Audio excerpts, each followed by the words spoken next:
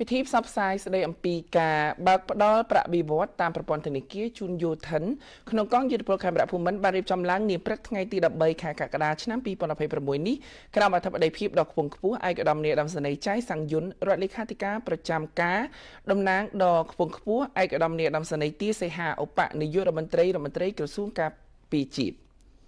ឯកឧត្តមនាយឧត្តមសេនីយ៍ចៃសង្យុនបានថ្លែងថាគោលបំណងសំខាន់នៃកិច្ចប្រជុំនេះគឺដើម្បីស្ដាប់ដោយផ្ទាល់នៅស្ថានភាពជាក់ស្ដែងបទពិសោធន៍ការលំបាកបញ្ហាប្រឈមនិងសំណុំពររបស់អង្គភាពនីមួយៗក្នុងការត្រៀមនិងអនុវត្តការបើកប្រាក់បៀវត្សតាមប្រព័ន្ធធនាគារមតិយោបល់និងធាតុចូលទាំងអស់ដែលទទួលបានពីអង្គប្រជុំនេះនឹងត្រូវប្រមូលជាធាតុចូលដើម្បីសិក្សាវិភាគបូកសរុបនិងរាយការណ៍ជូនថ្នាក់ដឹកនាំក្រសួងដើម្បីពិចារណាដាក់ចេញនូវវិធានការដឹកនាំនិងដោះស្រាយឲ្យសមស្របតាមសភាពការជាក់ស្ដែងឯកឧត្តមចៃសង្យុនរដ្ឋលេខាធិការប្រចាំការបានថ្លែងអំណរគុណដល់ឯកឧត្តមអស់លោកស្រីទាំងអស់ដែលបានគ្រប់គ្រងលើគោលការណ៍ដឹកនាំរបស់រាជរដ្ឋាភិបាលស្ដីពីការបើកផ្ដល់ប្រាក់បៀវត្សតាមប្រព័ន្ធធនាគារជូនយោធិនក្នុងកងយុទ្ធពលខេមរៈភូមិន្ទក្នុងនោះតាមរយៈអង្គភាពមួយចំនួនដែលបានឡើងធ្វើបទអន្តរាគមន៍ហើយក៏បានលើកឡើងនៅចំណុចមួយចំនួនដើម្បីដាក់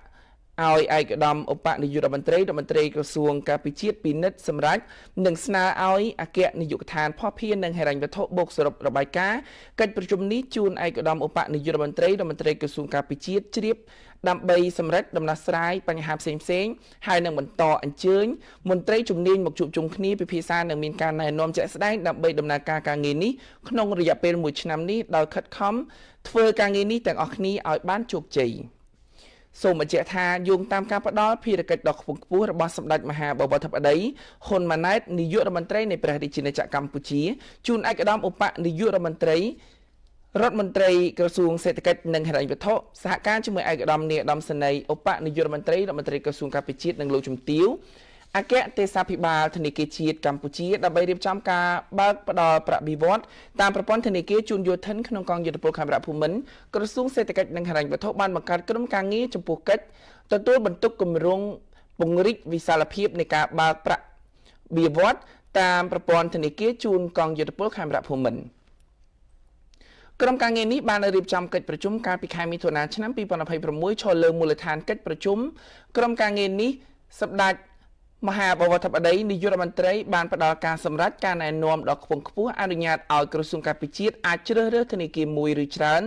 ក្នុងចំណោមធនាគារចំនួន8ដែលបានចុះអនុស្សរណៈនៃការយោគយល់ជាមួយក្រសួងសេដ្ឋកិច្ចនិងហិរញ្ញវត្ថុសម្រាប់បើកផ្ដល់ប្រាក់បៀវត្សតាមប្រព័ន្ធធនាគារជូនយោធិនក្នុងកងយុទ្ធពលខេមរៈភូមិន្ទតាមការឯកភាពគ្នារវាងអង្គភាពសម័យក្រោមអាវ៉ាតក្រសួងការពារជាតិជាមួយគ្នានេះមន្ត្រីជំនាញក្រសួងការពារជាតិក៏បានយកចិត្តទុកដាក់ត្រៀមបញ្ជីឈ្មោះបញ្ជីគម្រោងបើកប្រាក់បៀវត្សប្រចាំខែតាមទម្រង់តែមួយដែលបានកំណត់គ្រប់បណ្ដាអង្គភាពទាំងអស់សម្រាប់ត្រៀមបញ្ចូលក្នុងប្រព័ន្ធបន្តពង្រឹងនីតិវិធីអនុវត្តប្រចាំខែក្នុងការផ្ដល់ទិន្នន័យជូនធនាគារជាដៃគូសម្រាប់យោធិនបើកបៀវត្សតាមធនាគារពង្រឹងការរក្សាការសម្ងាត់កងទ័ពឲ្យបានខ្ពស់ត្រៀមក្រុមការងារជំនាញដើម្បីអនុវត្តដោយបណ្ដុំបណ្ដាលពង្រឹងសមត្ថភាពបន្ថែមទាំងថ្នាក់លើទាំងបណ្ដាភូមិភាគកងពលនិងអង្គភាពចំណុះទាំងអស់ឲ្យចេះប្រើប្រាស់កម្មវិធីធនាគារ Digital និងប្រព័ន្ធគ្រប់គ្រងការបើកប្រាក់តាមអ៊ីនធឺណិតជាមួយនេះក៏បន្តសហការល្អជាមួយធនាគារដៃគូជាមួយនឹងស្ថាប័នពាក់ព័ន្ធត្រៀមលក្ខណៈក្នុងការអនុវត្តបើកផ្ដល់បៀវត្សតាមប្រព័ន្ធធនាគារជូនយោធិនទូទាំងកងយុទ្ធពលខេមរៈភូមិន្ទតាមការសម្រេចរបស់រាជរដ្ឋាភិបាលចំណុចមួយទៀតអត្ថប្រយោជន៍នៃការបើកគណនីនេះគឺតាក់ទងទៅនឹងបសសផងដែរពីព្រោះថាបសសមិនមានបើកផ្ដល់ជាសាច់ប្រាក់ទេគឺគេបញ្ចូលទៅតាមប្រព័ន្ធធនាគារមានន័យថាគេបញ្ចូលទៅក្នុងគណនីរបស់យោធិនម្នាក់